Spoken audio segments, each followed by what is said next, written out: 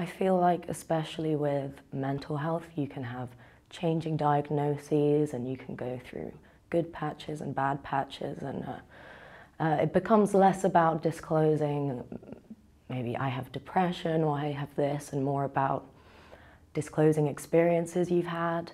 It's not so much like these are some things I go through and maybe could you accommodate them, but more this is my history and these are things that have happened to me that aren't necessarily normal, but they're part of my life and part of what's happened during it. I've noticed, especially the last couple years, depression and anxiety have entered the mainstream, and it seems everyone's very happy to talk about I don't feel like going out today, I'm really anxious, or I got up late because I was depressed. And it's a lot easier to talk about these things, and most of the symptoms that people associate with these are the symptoms of avoidance, not coming in or staying in bed, when there's really so many other ones that are constantly going on in the back of your mind every single day. But there's certain things that are less common or less talked about, stigmatized even. I like to bring up things I've been through when it becomes relevant, because I want to raise awareness and I want people to know that these things happen and they don't make you a crazy person that needs to be on a ward for their entire life. So I try and make a point to tell people about them, to normalize it, but I still get really intense reactions, people acting really shocked and saying, oh my God, I'm so sorry, but like with depression and anxiety and not getting out of bed and all those, it's just another of those things that is part of my life. I wish people had more than a surface level knowledge. I don't have an OCD, but that's a common one that people still get wrong and don't understand. When if they Googled it, they would see exactly what it was about. And then be able to respond in an appropriate way. The kind of unique things that I've been through: severe dissociation and psychosis, and those are both highly misunderstood, stigmatized. People don't understand what brings them on or what kind of people will experience them. I used to have really extended periods of dissociation. One lasted, I want to say, close to a year. I think that was when I was in school, doing my university applications. And I remember coming out of it really suddenly when I listened to a song, and I remember listening to this song and being like, oh, this is what music sounds like. But the next day I went and I told my mum, kind of, I'm back.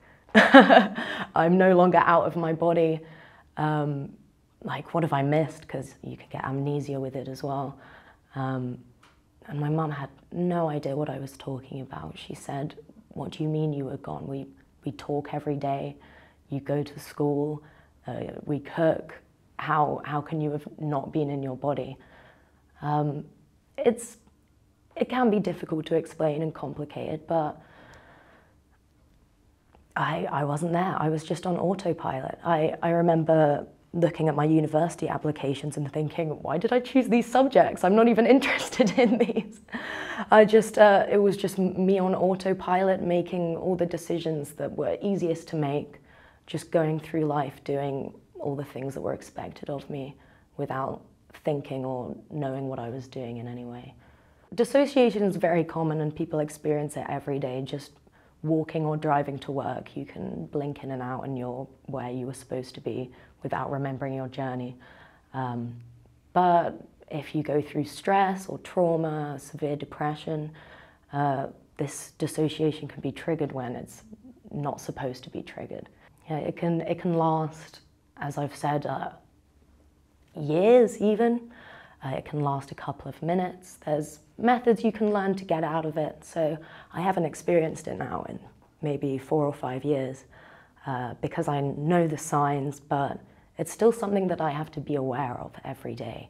I have to notice my emotional state, how my body's feeling, so I'm aware when I'm in danger of slipping into one of these states. Psychosis is similar to dissociation, where it's can be triggered by trauma or stress.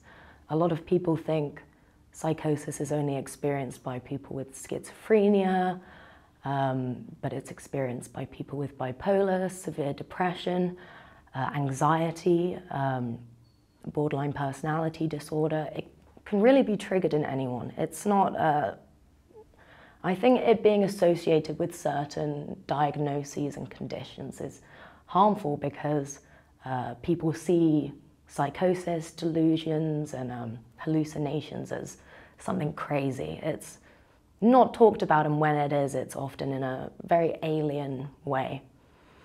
But psychosis usually takes one of two forms, or both. You have hallucinations, they can be visual, auditory, anything, and you can have delusions, which are fake beliefs. I've rarely had hallucinations, but I've had delusions that lasted months long, and it can be very difficult for people to understand.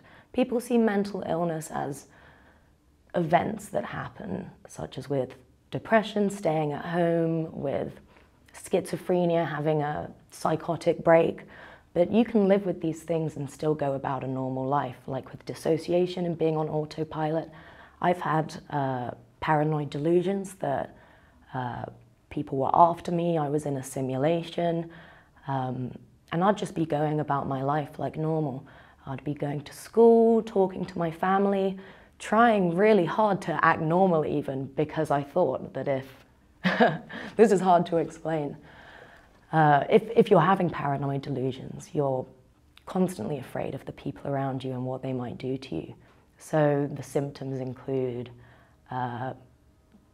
feeling as if you're outside of your body, feeling as if reality is blurred. There's a derealization, which is where nothing feels quite real, and depersonalization, which is when you don't feel inside your body or yourself. If you're taking medication, it must mean something is really wrong with you. But medication is normal. You take medication when you have a headache, and you also take it when you have chronic pain. There's different levels, different dosages. With things like depression, there's so many medications. It can take a long time to find one that works. I take quetiapine, which is an antipsychotic, but I take it mainly because of insomnia. It's a kind of off-label prescription. And it helps me get to sleep every night. Without it, I wouldn't sleep at all.